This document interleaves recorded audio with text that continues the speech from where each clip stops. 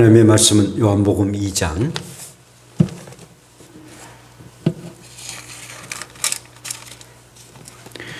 요한복음 2장 1절부터 11절까지입니다.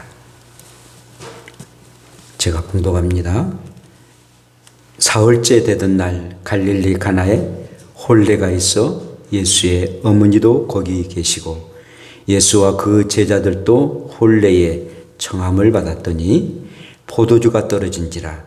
예수의 어머니가 예수에게 이르되 저들에게 포도주가 없다 하니 예수께서 이르시되 여자여 나와 무슨 상관이 있나이까. 내 때가 아직 이르지 아니하였나이다. 그의 어머니가 하인들에게 이르되 너희에게 무슨 말씀을 하시든지 그대로 하라 하니라. 거기에 유대인의 정결 예식을 따라 두세 통 되는 돌 항아리 6이 놓였는지라.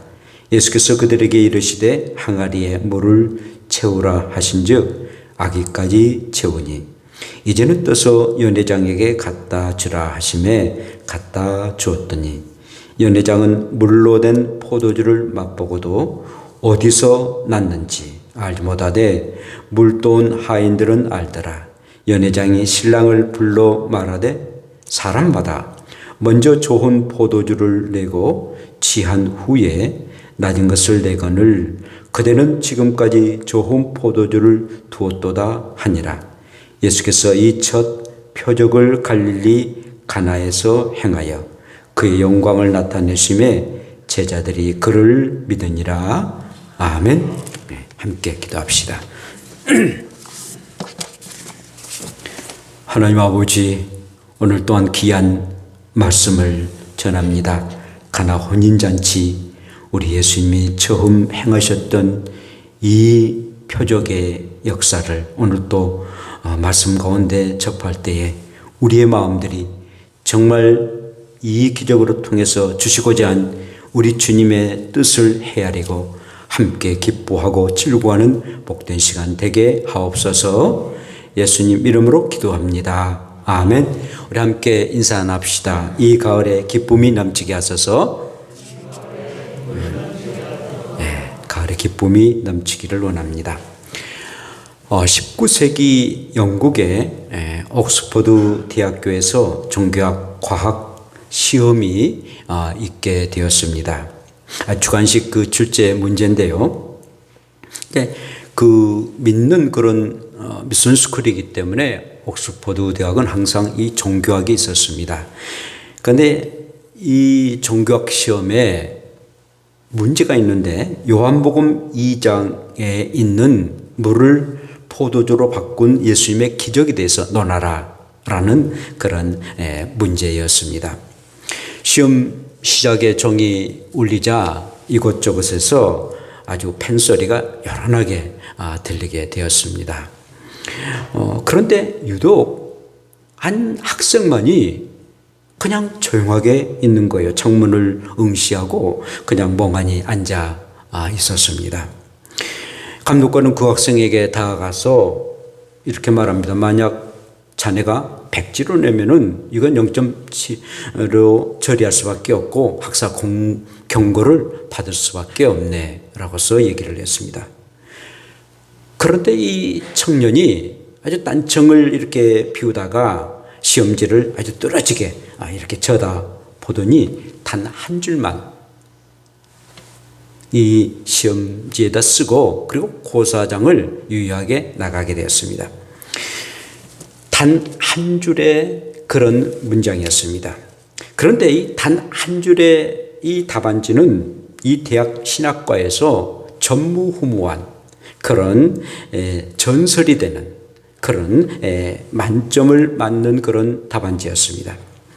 이 학생의 그 이름은 영국의 3대 낭만파 시인인 조지 고드 바이던이라는 분이었습니다. 그의 어떤 촌철살인의 그 답안이 뭐라고 썼을까요? 이렇게 썼습니다. 물이 그 주인을 만나니 얼굴을 붉히더라. 예수님의 처음 기적을 이렇게 표현했습니다. 물이 그 주인을 만나니 얼굴을 붉히더라. 물이 그 주인 곧 예수 그리스도를 만나니, 그 물의 주인은 예수 그리스도죠. 그런데 만나니 얼굴을 붉히더라. 곧 포도주가 되었더라. 라는 그런 표현을 이렇게 아름답게, 정말 아주 고상하고 정말 사람들의 마음을 움직일 수 있는 그런 한 구절의 시로 이렇게 표현하게 됐습니다. 오늘 그 바이든의 그 시가 이제 주보에 나와 있으니까 여러분들 한번 참고해 보시기 바랍니다. 오늘 한번 굉장히 이건 유명하고 전설적인 그런 내용인데 한번 따라서 합시다. 물이 그 주인을 만나니 얼굴을 붉히더라. 저도 이걸 보고 아주 감동을 받았습니다. 여러분 요한복음 2장에 보면은 꼭 이 말씀을 생각하시고, 이 정도는 뭐 암송할 수 있죠. 물이 그 얼굴을 만나니 얼굴을 붉히더라. 자, 오늘의 본문의 말씀은 예수님이 갈릴리 가나 혼인잔치에서 일어난 그런 일들입니다. 한참 결혼잔치가 벌어져서 흥이 나고 물이 일었는데, 그리고 기쁨과 즐거움이 넘치게 되는데 손님들에게 꼭 필요한 포도주가 떨어지고 말았습니다. 아주 심각한 일입니다. 지금 완전 손님들이 무시당하는, 그리고 낭패의 그런 일들을 당하고 말았습니다. 혼인잔치에 포도주가 없다? 이것이야말로 모든 사람들을 절망하게 만드는 그런 일들이었습니다. 그렇게 웃음과 기쁨이 가득했던 그런 혼인잔치에 그만 깊은 절망과 탄식 소리가 퍼져 나와서 난장판이 벌일 수밖에 없는 위기의 상황에 이르고 말았습니다. 포도주가 다 떨어지고 말았으니 말입니다. 여러분 같으면 어떻겠습니까? 이런 상황에, 이러지도 저러지도 못한 절망적인 상황에 여러분들은 어떻게 하겠습니까? 정말 징태양난의 그런 난국을 이렇게 당하고 말았습니다. 흥이라는 것은 시간이나 내지는 장소가 굉장히 필요합니다.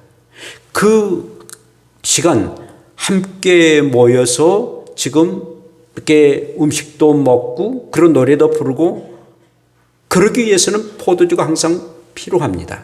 근데 그 자리에 포도주가 없고, 그리고 또한 그 장소는 혼인잔치의 장소입니다.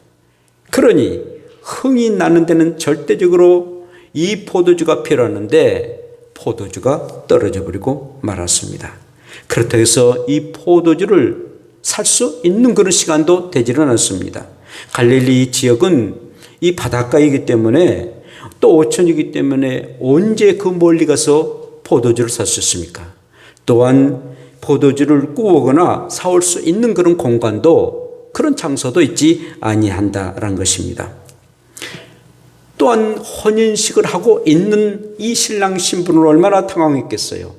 그리고 대접을 하고 있는 이 혼주들, 그 부모들이나 또 이 가족들은 어찌할 바를 몰라서 정말 발만 둥둥 꼴리는 그런 상황에 이르게 되었습니다.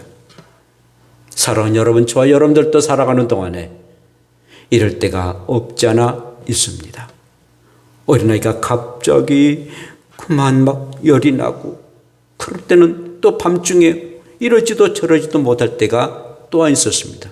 또 애들을 데리고 가다가 잃어버렸을 때는 이런 당황함이 참 있었고, 우리가 살아가는 동안 내 자신이나 우리의 가족들에 의해서 이럴 때가 참으로 많이 있는 우리의 환경을 우리가 보게 됩니다. 이때 누군가가 나를 돕고 그리고 문제를 해결해 준 사람이 있다면 한없이 감사할 것입니다. 넙죽절하면서 그 감사의 표시를 하게 될 겁니다. 이 가나안 혼인잔치에 정말 어려운 난국을 극복해야 되는데, 정말 누군가가 도와준다면 그분은 참으로 귀한 그런 분일 것입니다. 그런데 이 결혼식의 그 혼주와 어떤 친척이었는지 마리아가 이 긴급한 상황을 알고 주님께 부탁을 합니다. 이 잔치집에 포도주가 떨어졌더라고.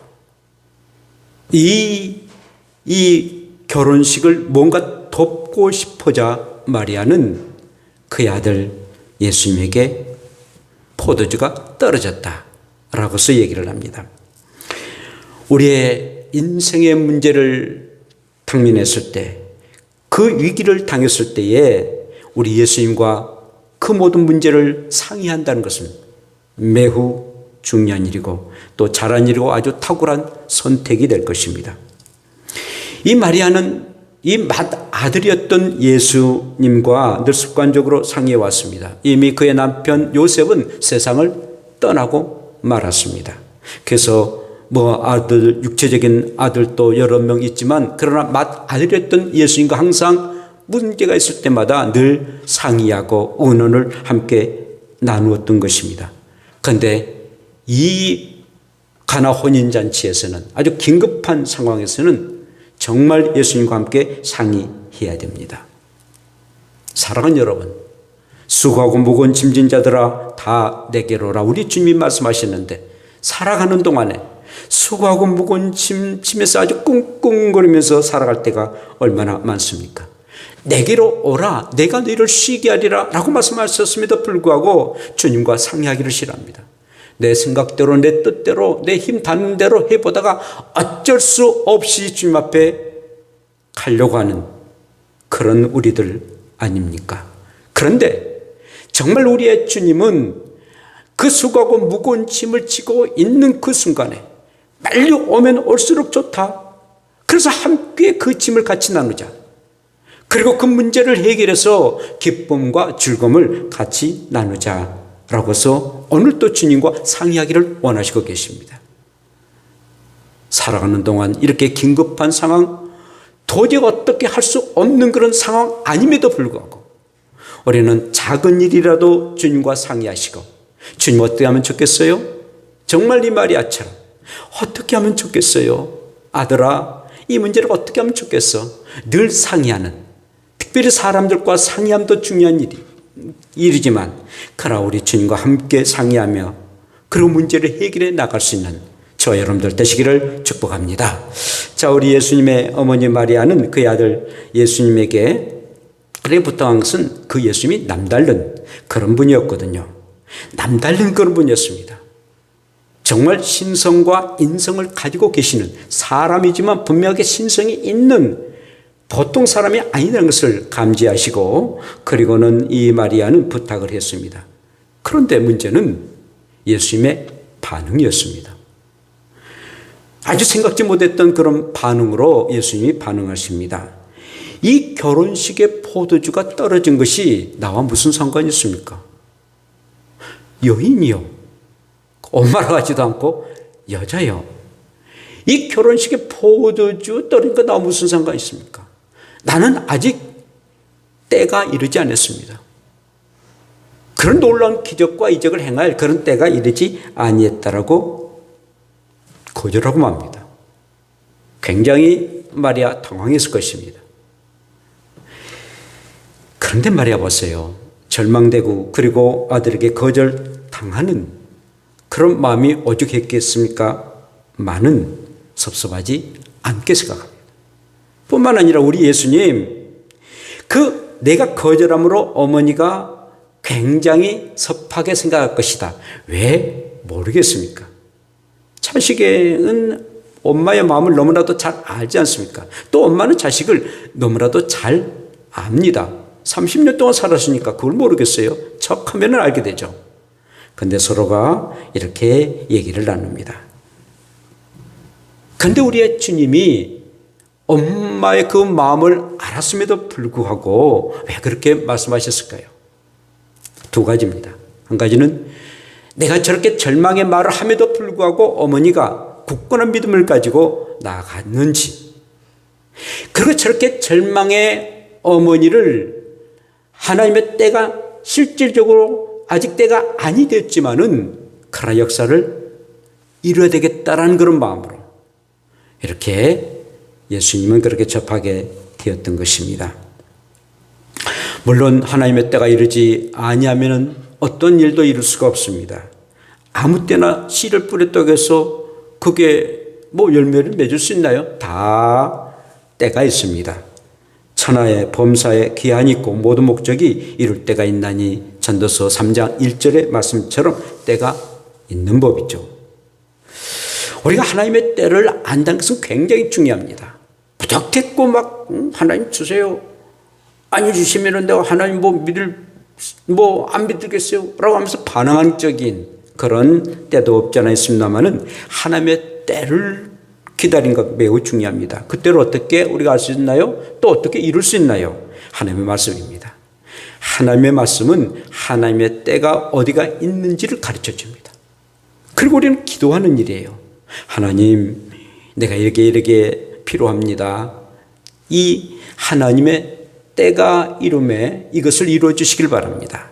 우리가 기도함으로 하나님의 때를 알고 또 그 하나님의 때에 따라 우리가 기도하면은 들어주십니다.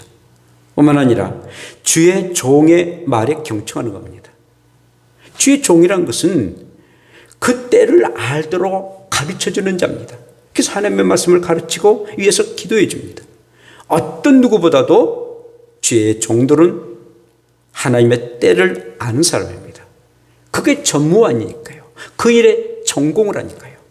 그래서 하나님의 종들의 말을 경청함으로 하나님의 때를 이룰 수가 있습니다. 지금 하기도 좋습니다. 아니야, 지금은 아닌 것 같아. 좀 더 기도해보자 라고 가르쳐 줍니다. 자, 그런데 이 믿음의 강구와 기도에 따라서 하나님의 때를 단축할 수도 있습니다. 히스기야 왕은요, 분명 죽을 병을 가졌습니다.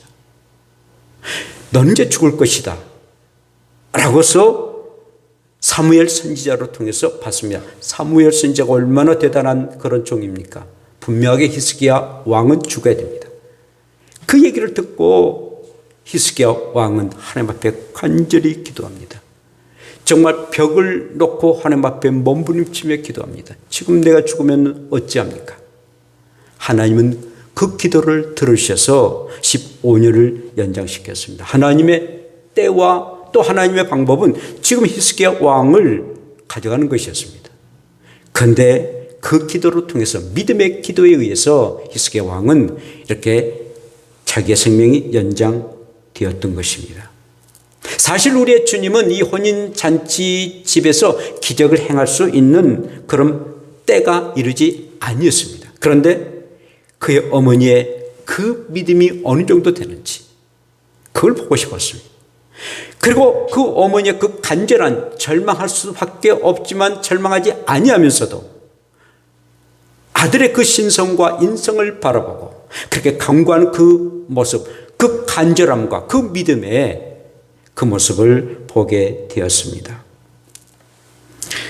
그래서 이 혼인집에 포도주가 떨어진 것을 우리의 주님은 벌써 다 알고 있었습니다만은 아무 상관이 없더라고 그 엄마의 그 믿음을 보시기에 말씀하시고 하인들이 이렇게 말합니다. 또한 말하기 전에 그 예수님의 어머니가 굳건한 믿음의 각오를 하면서 하인들에게 이렇게 말합니다. 예수님이 너에게 무슨 말을 하시든지 그대로 해라. 근데 그 말은 아주 단호한 그런 믿음의 말이었습니다. 예수님이 어떠한 말씀을 하시든 간에 그대로 행하라. 아무리 저 예수님이 저렇게 말씀을 하신다 할지라도 벌써 그 마리아의 그 마음은 예수님은 분명하게 나의 간구함을 들어주실 것이다 라는 확고한 믿음을 가지고 있었습니다. 아주 이 말은 믿음의 호령이었습니다.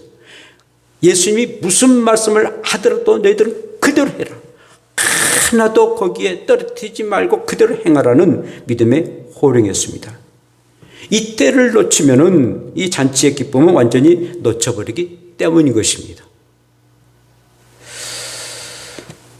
사랑하는 여러분, 이 마리아는 공경에 처한 이런 사람들을 예수님이 그냥 버리지 아니하실 것이다라는 것을 믿었습니다.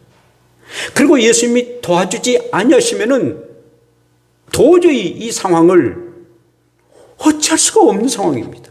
완전히 난장판이 될 수밖에 없는 상황.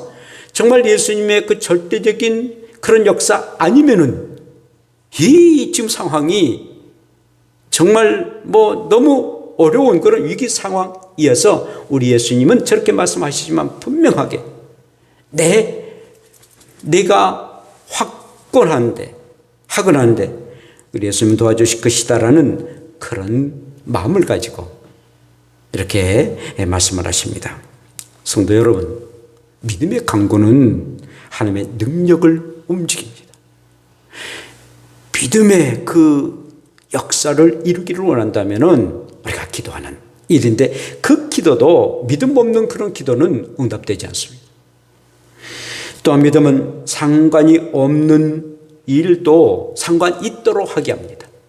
정말 우리 예수님이 말씀하신 것처럼 관이주 포도주가 떨어진 게 나와 무슨 상관이 있습니까? 라고서 얘기한 것처럼 상관이 없을 수도 있습니다. 사실은 그 혼주와 신랑과의 그런 관계지 우리 예수님과의 관계가 아니지 않습니까? 그런데 여러분, 대통령과 아무 상관이 없는 일이라 할지라도 청와대로 진정을 내면요, 그게 대통령과 관계가 되거든요. 그리고 그 문제가 해결돼요. 또한 믿음은 하나님의 때를 선한 방법으로 앞당기게 됩니다. 정말 믿음의 강구는 하나님의 때가 아직 아니함에도 불구하고 그 믿음의 강구를 하나님이 들으셔서 그 하나님의 역사를 앞당기는 그런 선한 방법으로 해결되는 그런 일들이 있게 되는 것입니다. 성도 여러분, 기도하다가 당장 응답되지 아니하는 그런 일들이 얼마나 많습니까? 그때는 낙심되고 절망을 하게 됩니다. 그럴 때일수록 믿음의 강구를 하십시오. 예수님이 어느 날 한 동네에 들어가셨습니다. 그런데 문둥 환자들이, 나병 환자들이 예수의 우리를 불쌍히 여겨달라고, 우리를 낫게 해달라고 강구합니다. 그 옆에 있는 사람들이 조용히 하라고, 니네들 그 천벌을 받아가지고 저 나병 환자가 됐는데 너희들이 그렇게 부르짖는다고 해서 예수님이 듣고 낫게 해주냐고 막 빗잔을 갑니다. 그럼에도 불구하고 이 나병 환자들은 더더욱 소리를 지르면서 나사렛 예수여 우리를 불쌍히 여겨달라고 소리를 지르면서 간곡하게 부탁을 합니다. 우리의 주님이 가시는 길을 멈추고 그런 나병 환자들을 낫게 해주셨습니다. 절망과 좌절과 어려울수록 더더욱 우리 주님 앞에 기도하시고 또 부르짖는 기도를 통해서 정말 여러분들의 뜻이 하늘의 뜻에 합당한 그런 기도 응답이 되기를 축복합니다. 자, 잔치집의 기쁨을 갖기 위해서 믿음으로 나아가는 이 마리아의 믿음을 우리 예수님이 보시고 예수님은 정결 예식에 필요한 돌 항아리 6개를 가득 물을 채우라 라고 말씀하십니다. 그리고 하인들에게 우리 주님이 그렇게 말씀하신 거죠. 그런데 여러분, 여기서 우리가 좀 무하게 생각하는 그런 일들은 항아리에 우리 예수님이 물을 채우러 하시는데 원래 사용했던 그런 포도주 항아리가 있겠지 않습니까? 근데 왜 우리 예수님은 그 포도주 항아리에 물을 가득 채우라 라고 말씀하시지 아니하시고 정결 예식에 사용하고자 하는 그런 물에, 그런 항아리에 물을 가득 채우라라고 하셨을까요? 그러니까는 이스라엘 사람들은 그동안 그 나라가 근동 지역이기 때문에 굉장히 날씨가 더워요. 그러니까 항상 손을 씻고 그리고 음식을 먹는 것이 항상 그런 일들입니다. 또 우리 예수님이 최후의 만찬, 우리 교회 뒤에도 있습니다만은 성만찬을 하실 때 항상 우리 예수님이 손과 또 발을 제자들이 손을 씻었겠죠. 근데 발까지도 우리 예수님이 씻으시고 그리고 성찬식에 참여했지 않습니까? 항상 그게 아주 중요한 그런 예식이었습니다. 아주 정결해야 한다라는 그런 예식이었는데 우리 예수님은 분명히 그 물을 포도주로 변하도록 하게 하는 데는 포도주 통이 따로 있음에도 불구하고 그걸 사용하지 않고 정결 예식에 있는 그 물을 아구까지 채우라 라고 말씀하십니다. 그런데 여기에 놀라운 비밀이 있습니다. 이 포도주 항아리에서 있는 그곳에 물을 채워서 포도주로 만들게 되면 일반 포도주밖에 되지 않습니다.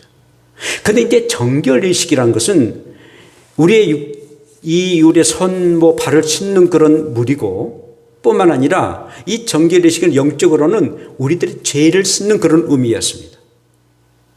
그런데 우리 예수님이 정결의식에 사용하는 그 물 항아리에 아구까지 채우라는 것은, 그리고 이제 그 물을 포도주로 만들도록 하게 하신 것은 바로 너희들의 죄를 용서하기 위해서 내가 피를 흘릴 것이다. 그 물이 포도주가 되는 것은 바로 나의 피를 상징한다라는 그런 영적인 의미가 있다는 것입니다. 놀라운 일이었습니다. 그래서 우리가 성찬식을 행했을 때는 우리가 포도주를 이렇게 마시고 그리고 떡을 먹지 않습니까? 그런데 이제 포도주가 예수님의 피를 상징하지 않습니까? 예수님의 피를 기념해요. 그래서 우리는 예수님의 피구나 라고 해서 예수님의 피를 마시는 것처럼 마시는 겁니다. 물론 포도주가 예수님의 피 이꼴은 아닙니다만은, 그러나 예수님의 피라는 것을 우리가 인정하고 기념하고 상징적이니까, 그리고는 예수님의 피를 마시는 그런 마음 가지고 포도주를 마십니다. 피를 마시는 그런 심정을 마십니다. 그래서 우리의 주님은 물이 포도주로 단순히 포도주가 돼서 사람들의 흥을 덕분은 그런 것이 아니라 정말 물이 포도주를 만들도록 하게 한 것은 내가 피를 만든 것 같다. 그리고 피를 마셔야만이 너희들에게 구원이 있음을 말씀하고 싶고, 그리고 이 영적인 그런 의미를 나타내고 싶어서 정결 예식에 필요한 그런 항아리에 물을 가득 채우라라고 말씀하십니다. 그러므로 이 정결 예식의 항아리는 우리의 죄를 보여주는 그런 항아리였습니다. 어떻게 보면 율법의 항아리였던 것이죠. 그리고 죄를 보여주는 이 율법의 항아리에 있는 물을 우리 예수님은 완전히 그의 피로 은혜의 항아리로 변하도록 하게 하셨던 것입니다.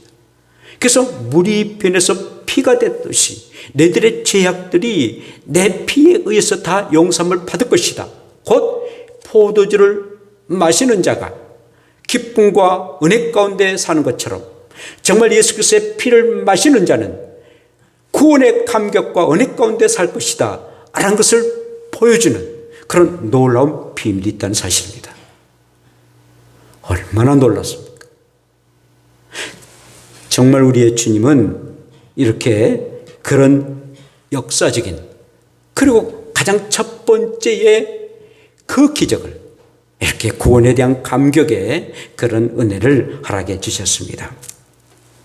우리 예수님이 하인들에게 정결의식의 물을 떠서 연회장에 갖다 주라라고 말씀을 하십니다. 그 연회장이 그 물을 마시는데 호의한 일입니까? 세상에 그렇게 맛있는 그런 포도주가 되어서 감탄을 연발합니다. 사람마다 좋은 포도주는 처음에 이렇게 다 하고 나중에는 좀 찌질찌질한 그런 포도주를 갖다 준 게 상례인데 어쩜 당신은, 어쩜 이 혼인잔치에는 이렇게 맛있는, 이렇게 맛깔나는 그런 포도주를 이렇게 우리에게 대접하느냐고 이 연회장이 막 좋아하고 그리고 아주 흥겹게 얘기를 합니다. 정말 예수님이 기적을 베풀었던 포도주는 맛깔도 좋습니다. 사랑하는 여러분, 우리가 예수 그리스도의 피를 믿고 그 보혈을 의지하는 사람은 우리의 영혼도 기쁨과 은혜가 충만하지만 우리의 마음은 말할 것도 없이 기쁘고, 그리고 우리의 삶이 얼마나 윤택한 삶을 살아가는지요. 모든 물질이나 건강도 풍요롭게 받을 수 있는 그런 역사가 임한다는 것입니다. 정말 예수 그리스도의 보혈을 믿고 구원받는 주의 백성들은 한없이 기쁨 속에 영육간에 살아가는 사람이 된다는 사실입니다. 그러므로 항상 예수의 피가 흐르는 사람, 모든 그의 삶이 달라집니다. 코카콜라의 한 회장이 그 비밀이 100년이 넘었지만 어떻게 그 코카콜라의 맛이 나타난지를 모르지 않습니까? 비결이 무엇입니까? 그리고 어떻게 이 코카콜라가 전 세계에 이렇게 배급될 수가 있습니까? 라고 말할 때 코카콜라 회장이 이렇게 말했습니다. 내 몸에는 코카콜라가 흐르고 있습니다. 자나깨나 코카콜라가 흐르고 있습니다. 중요한 말입니다. 사랑하는 여러분, 저와 여러분들의 이 몸에는 그냥 단순히 피만 흐르고 있습니까? 그러나 예수의 피가 흘러야 됩니다.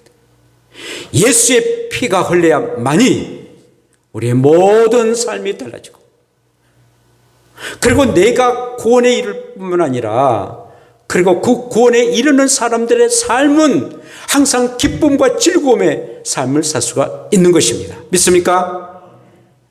항상 예수의 피가 여러분들 가운데 충만하게 임하기를 축복합니다. 우리의 주님이 이렇게 말씀하십니다. 자기 아들을 아끼지 아니하시고 우리 모든 사람을 위하여 내주신 이가 어찌 그 아들과 함께 모든 것을 우리에게 주시지 아니하겠느냐. 로마서 8장 32절에 말씀합니다. 그래요. 우리를 위해서 내어주신 우리 하나님이 내어주셨다는 것은, 그 아들을 내어주셨다는 것은 십자가에 못 박혀 죽도록 내어주셨다는 것입니다. 그런 하나님이 너희가 원하는 것 내가 주지 않겠느냐. 내 아들까지도 다 주었는데, 가장 소중한 내 아들까지도 너희들을 위해서 주었는데 너희들이 원하는 것 주지 않겠느냐 라고 이렇게 반문하시면서 우리 하나님의 마음을 이렇게 표현하셨던 것입니다.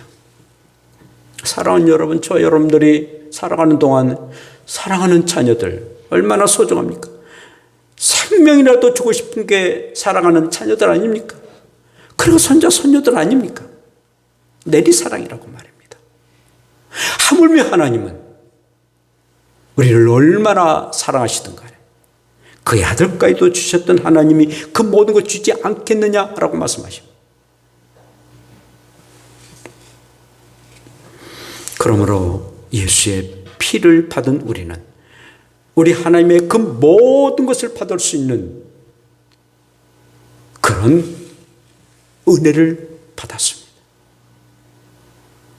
그러므로 항상 하나님 아버지를 늘 존귀하게 여기시고, 그리고 피까지도 나에게 주셔서 나를 구원해 주신 예수 그리스도를 항상 내 마음속에 모시고 그의 피가 철철 흐를 수 있는 우리의 삶 되기를 축복합니다. 우리 예수님은 첫 번째 기적으로 물을 포도주로 변하게 하셔서 구원의 기쁨을 우리에게 주셨고, 그리고 그 기쁨이 무엇인가를 이 잔치집에서 보여주셨습니다.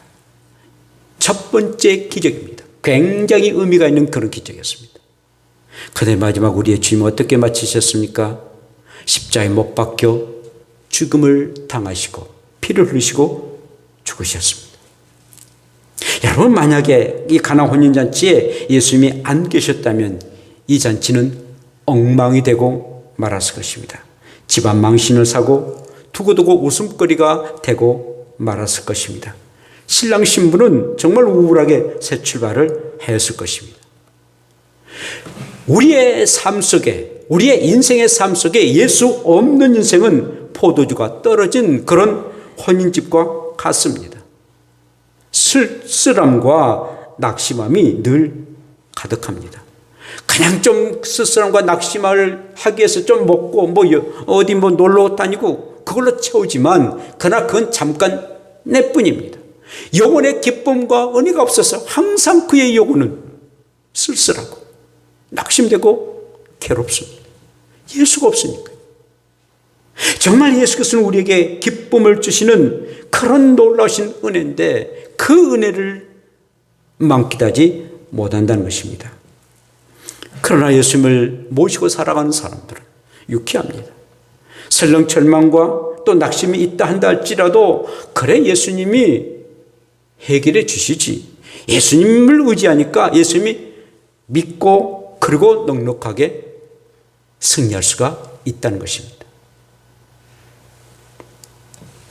그러므로 우리 예수님 항상 또 이렇게 말씀하십니다.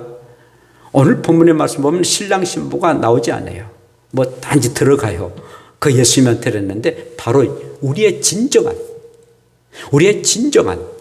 신랑 태신부는 예수님이시다는 겁니다. 예수님만이 우리의 영적인 신랑 되시고 신부된 우리를 끝까지 책임져신 분은 바로 예수 그리스도시고 그분이 우리의 신랑이 되신 겁니다. 신랑 되신 예수님, 신부된 우리가 늘 모시고 살아가기를 축복합니다.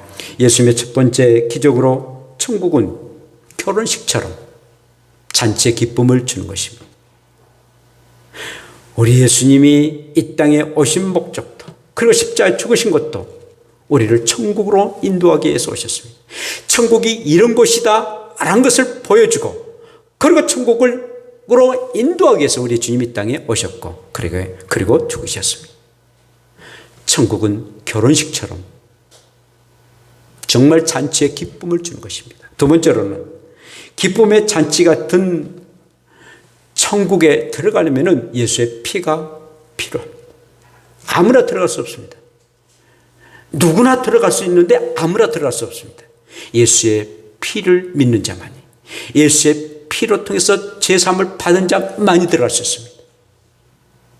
물이 변해서 포도주가 되어야 됩니다. 물을 마시고서는 절대로 갈 수가 없습니다. 포도주를 마셔야만이 흥이 납니다. 예수의 피를 우리가 마셔야만이 우리는 천국에 들어갈 수 있습니다. 세 번째로 그 예수님을 믿고 순종해야만이 기쁨의 천국에 들어갈 수가 있다는 겁니다. 정말 예수님을 우리의 구원자라고 믿지 않는다면, 그리고 인정하지 않는다면 주님이 주시는 그런 천국, 주님이 주시는 그 천국의 기쁨을 절대 맛볼 수가 없다는 것입니다. 사랑하는 성도 여러분, 오늘 물이 그 주인을 만나니 얼굴을 붉히더라. 물이 그 주인 되신 예수 그리스도를 만나니 얼굴을 붉혀서 포도주가 된 것처럼 항상 예수 그리스도의 그 은혜 속에 기쁨이 충만한 그런 삶을 사시고 이 가을 주님과 함께 기쁨의 가을을 맞이하는 저 여러분들 되시기를 축복합니다. 기도합시다. 우리 함께 하나님, 이렇게 물이 그 주인을 만나니 얼굴이 붉히더라. 이렇게 한 시인이 이렇게 멋있게 표현한 것처럼 우리의 삶도 항상 얼굴을 붉히고 그리고 늘 기쁨으로 살아갈 수 있는 우리가 되도록 우리 함께 기도드립시다. 주여 하나님 아버지, 우리를 사랑해 주시고 우리가 예수님을 믿어서 기쁨에 충만한 삶을 살게 하여 주시옵소서. 항상 기쁨의 천국을 바라보게 도시고 그리고 그 천국을 소망 가운데 늘 살게 도시고 예수의 피로 그 천국에 들어가고 순종하며 살아가는 우리가 되게 하여 주시옵소서. 감사합니다. 아멘. 사랑하는 하나님 아버지, 천국은 결혼식처럼 잔치의 기쁨이고 그 기쁨의 잔치 같은 천국에 들어가려면 예수님의 피가 필요하고 그 예수님을 믿고 순종해야만이 그 기쁨의 천국에 들어간다는 것을 알고 항상 기쁨에 충만한 삶 되게 하옵소서. 물만 마심이 아니라 정말 물이 변해서 포도주가 마신 것처럼 예수 그리스도의 피를 믿고 의지하며 늘 기쁨에 충만한 삶을 우리의 일생 살게 하여 주옵소서. 예수님 이름으로 기도합니다. 아멘.